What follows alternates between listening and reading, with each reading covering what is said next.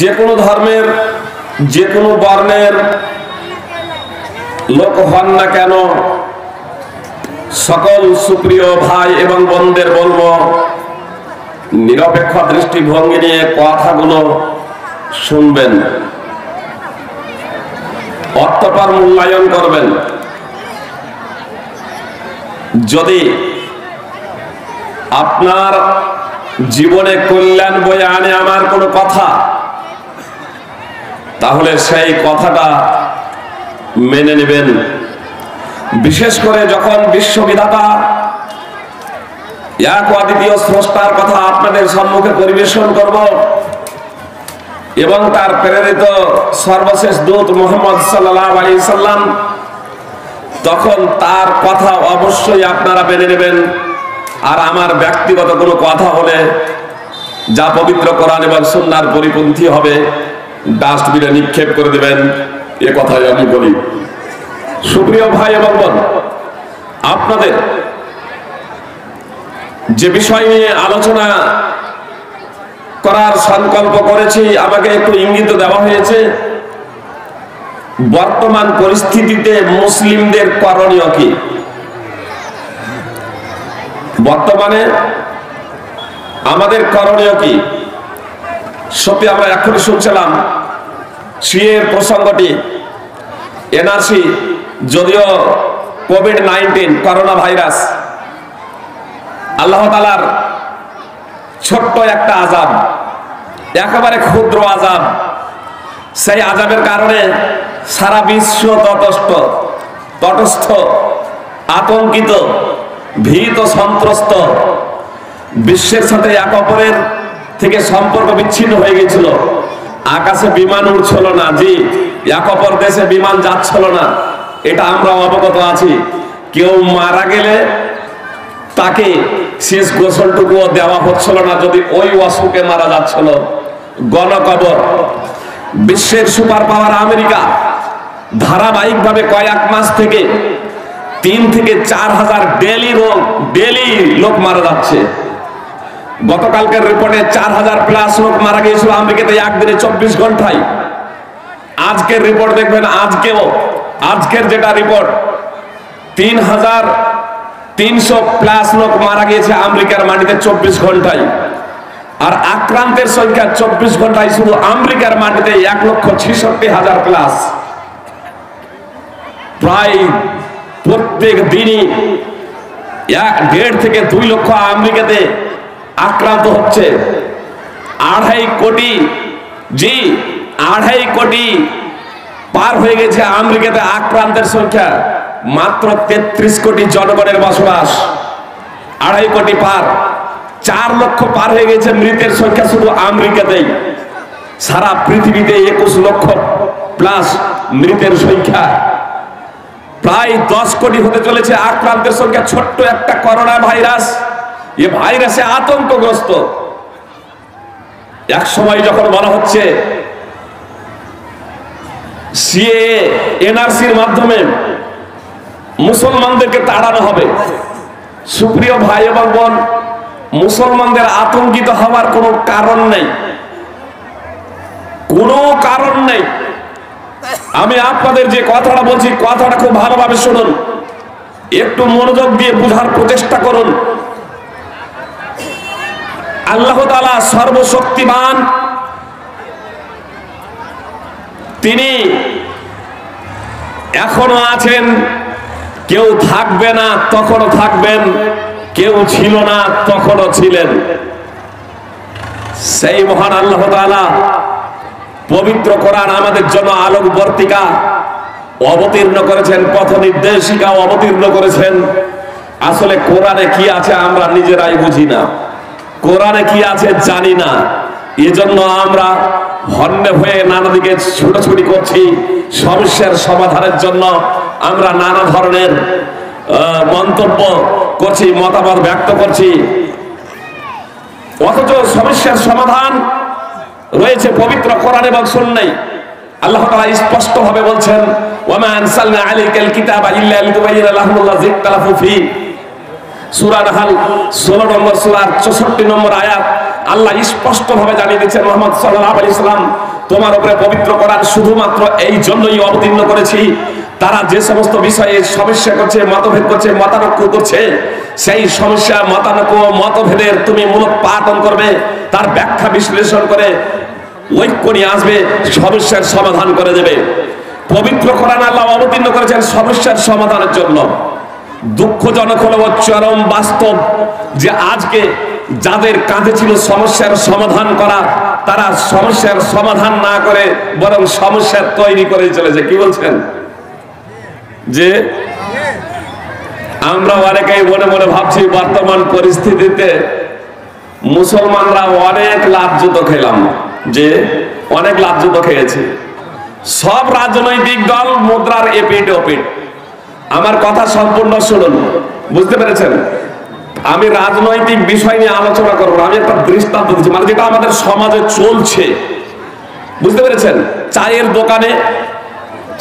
দোকানে বিভিন্ন জায়গায় যে আলাপ আলোচনাগুলো হচ্ছে, ইউটিউব ফেসবুক যে কথাগুলোতে ভরে গিয়েছে, সেই কথাগুলোর একটু ঝলক আপনাদের সামনে দিয়ে সমস্যার সমাধানে আমি চলে আসছি ইনশাআল্লাহ। বলছেন কেউ আমরা লাত অনেক খেয়েছি, যত রাজনৈতিক দল আছে বিজেপি, কংগ্রেস, তৃণমূল, বামফ্রন্ট, সিপিএম, যত রাজনৈতিক দল আছে সবই মুদ্রার এপিঠ ওপিঠ, একই মুদ্রার এপিঠ ওপিঠ।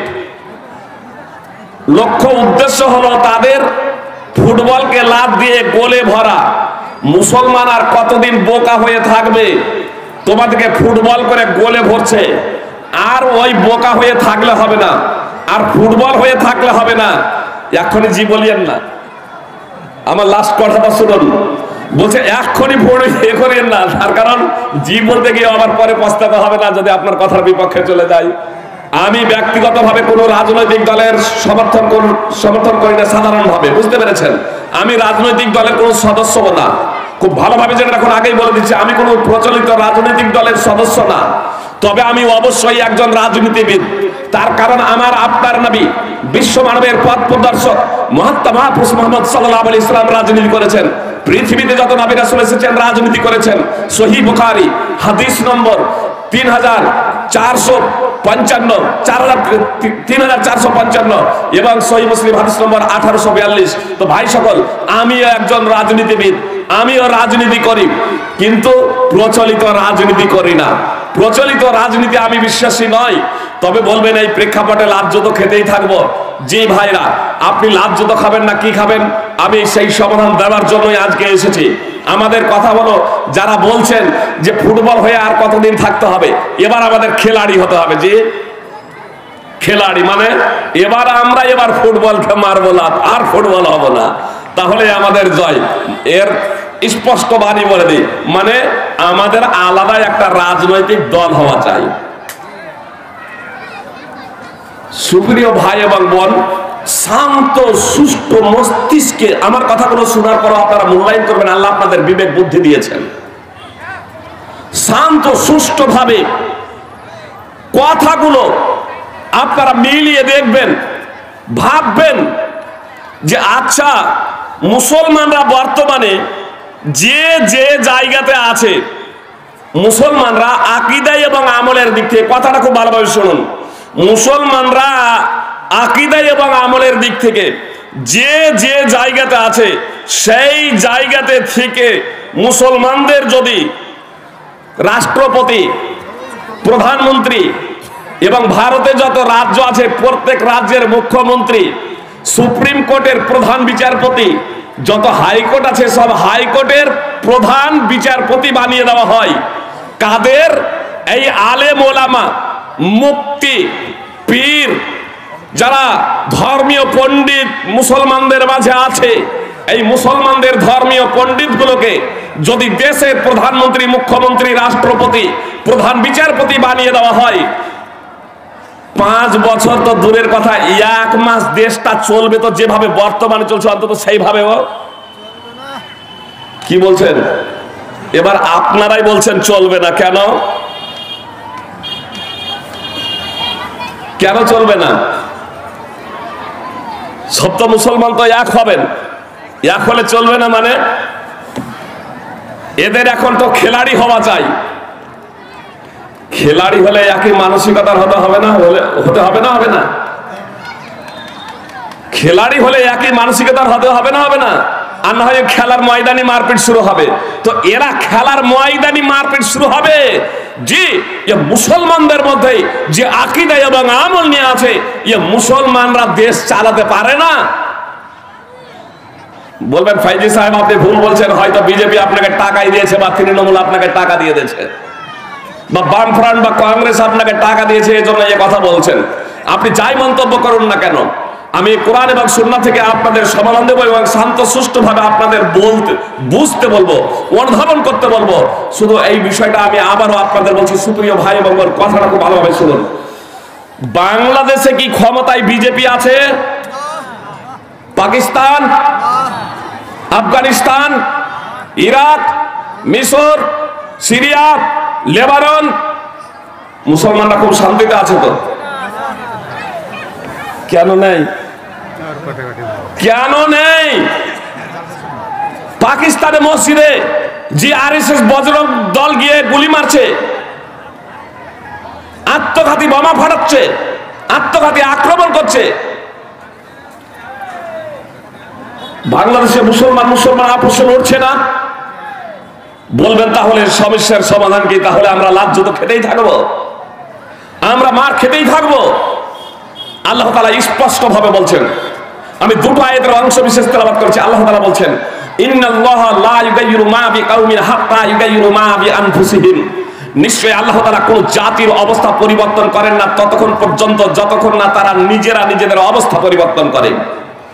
সূরা রাদ 13 নম্বর সূরার 11 নম্বর আয়াতের অংশ বিশেষ, আর সূরা মুহাম্মদ 47 নম্বর সূরার 7 নম্বর আয়াতের অংশ বিশেষ তেলাওয়াত করেছি। আল্লাহ তাআলা বলেন, ইয়া আইয়ুহাল্লাযীনা আমানু ইন তানসুরুল্লাহা ইয়ানসুরকুম। হে বিশ্বাসীগণ, হে ঈমানদারগণ, এক কথায় হে মুসলমানগণ, তোমরা আল্লাহর দ্বীনকে বাস্তবায়ন করো, আল্লাহ তোমাদের সাহায্য সহযোগিতা করবেন। আল্লাহ সহযোগিতা করবেন। বলবেন যে তাহলে আমরা মার খাবো, আমরা লাজ্জত খাবো। যে আপনাদের মারও খেতে হবে না, লাজ্জতও খেতে হবে না। আর পার্লামেন্টে গিয়ে, ক্ষমতায় গিয়ে আপনি যে বেঁচে যাবেন এমনটি না, আপনারা নিজেরাই আপোষে লড়ালড়ি করে মারামারি করে শেষ হয়ে যাবেন। যেমন বিভিন্ন দেশে, পাকিস্তান, আফগানিস্তান, আপনার মিশর, সিরিয়া, বিভিন্ন জায়গাতে হচ্ছে, দুবাই, কুয়েত, বিভিন্ন জায়গাতে আপনার হচ্ছে, বাহরাইন, বিভিন্ন জায়গার মুসলমানরা, ইরাক, বিভিন্ন জায়গাতে আপনার নিজেরাই দাঙ্গা ফাসাদ করে শেষ হয়ে যাচ্ছে।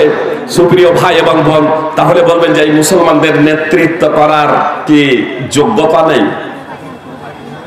যে মুসলমানদের নেতৃত্ব করার যোগ্যতা অবশ্যই হারিয়ে ফেলেছে মুসলমানরা।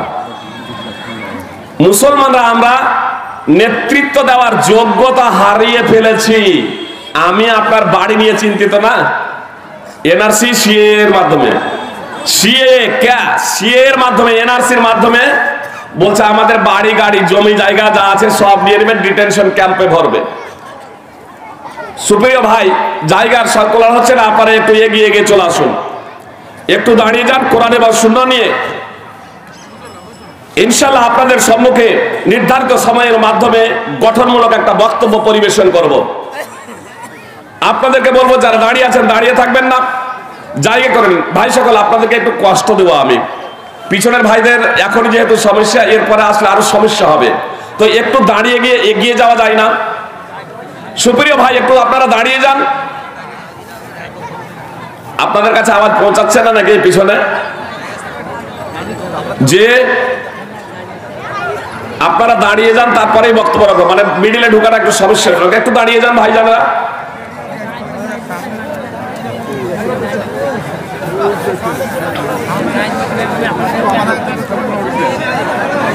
আল্লাহু আকবার। যে দাঁড়িয়ে থেকে যে না, একটু এগিয়ে চলে আসুন, সামনে চলে আসুন, ফাঁকা জায়গাগুলো পূর্ণ করে নিন। যে এবার শান্তশিষ্টভাবে বসে পড়ুন, ফাঁকা জায়গাগুলো পূর্ণ করে নিন, শান্তশিষ্টভাবে বসে পড়ুন। কি কথা বলছিলাম? যে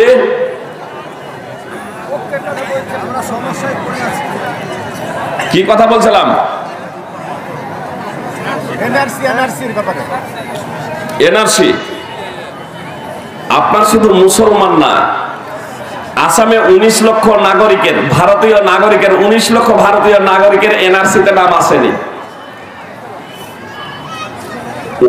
19 লক্ষ। আসামের সাথে আমার নাগরিকদের সাথে ভালো সম্পর্ক রয়েছে,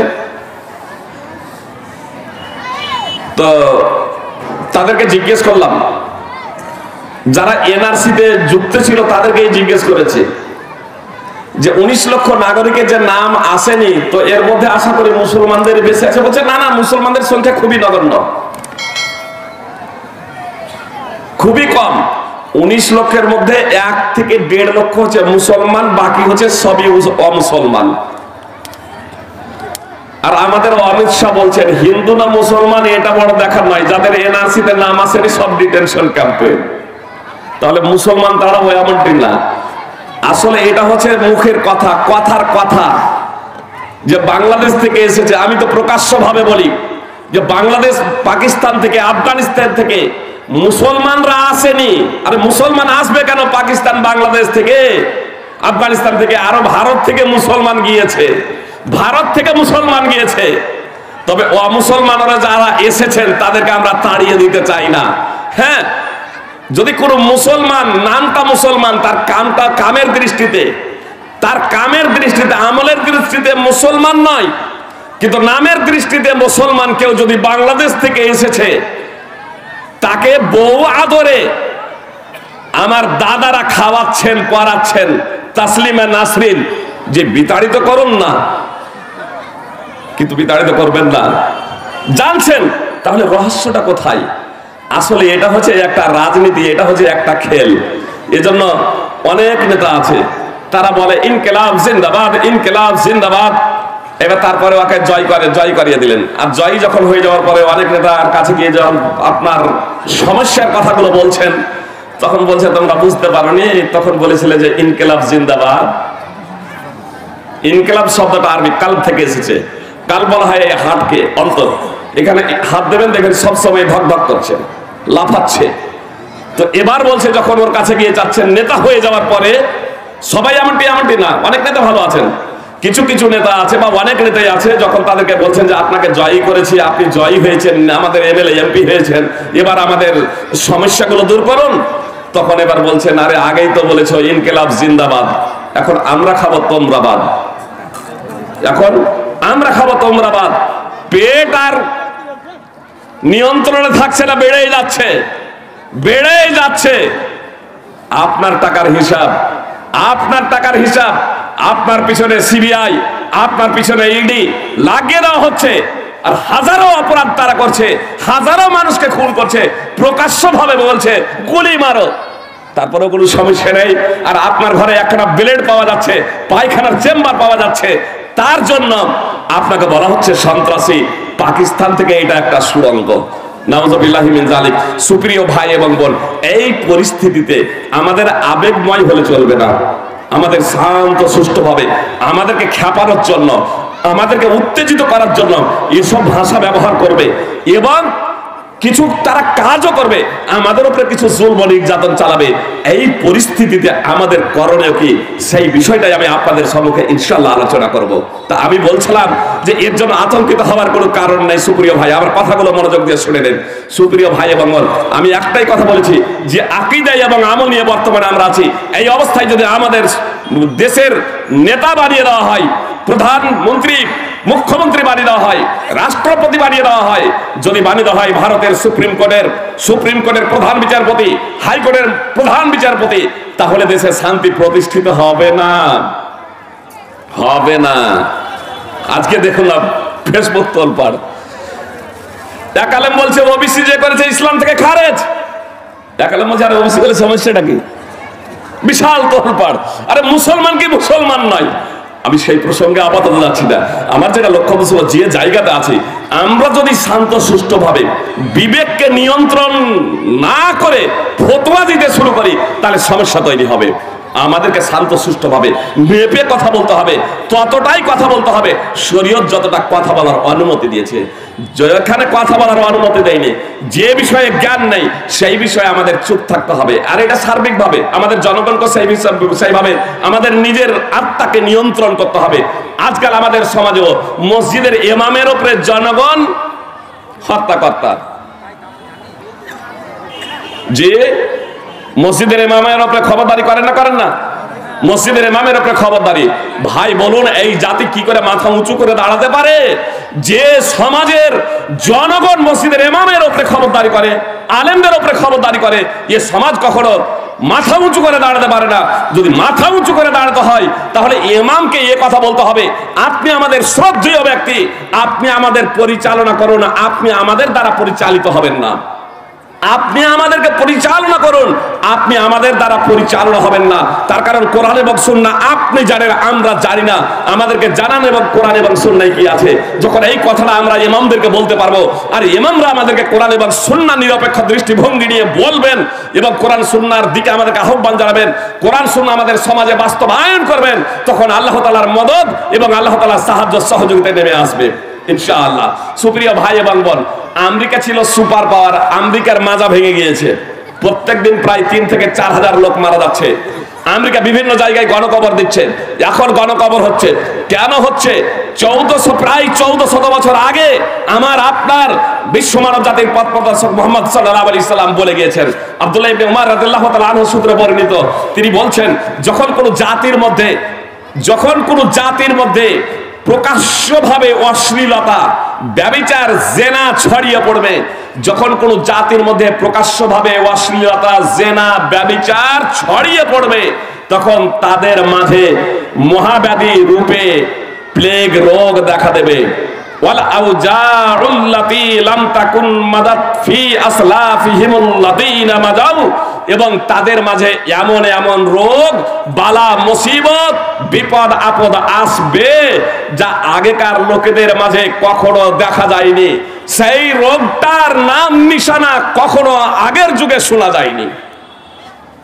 করোনা ভাইরাস, কোভিড-19 বলা হচ্ছে, মানে কোভিড-19 2019 এর আবিষ্কার। 2019 আবিষ্কার করোনা ভাইরাসের নাম কোভিড-19, যেন বলছে 2019 এটা আবিষ্কার, মানে 2019 এটা সূচনা হয়েছে। 2019 এর আগে এই করোনা ভাইরাস ছিল না।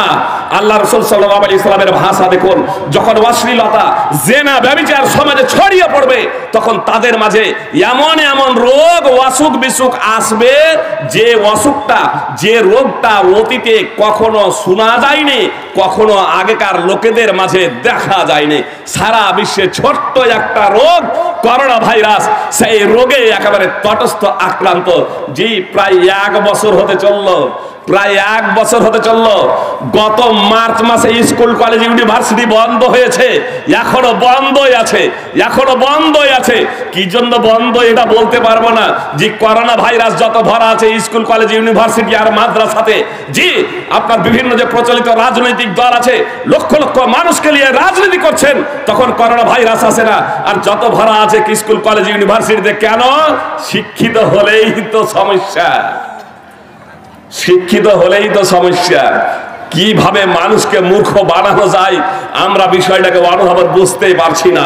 সুপ্রিয় ভাই এবং বোন, এই পরিস্থিতিতে আমাদের করণীয় কি? একদিকে আমাদের চিন্তা, আরো এই করোনা ভাইরাসের সার্বিকভাবে ওষুধ এখনো, ভ্যাকসিন এখনো সফলভাবে সার্বিকভাবে তৈরি হয়নি। কিছু কিছু দেশে তৈরি করেছেন, তারপরেও কিছুটা আতঙ্ক চলছে হালকাভাবে।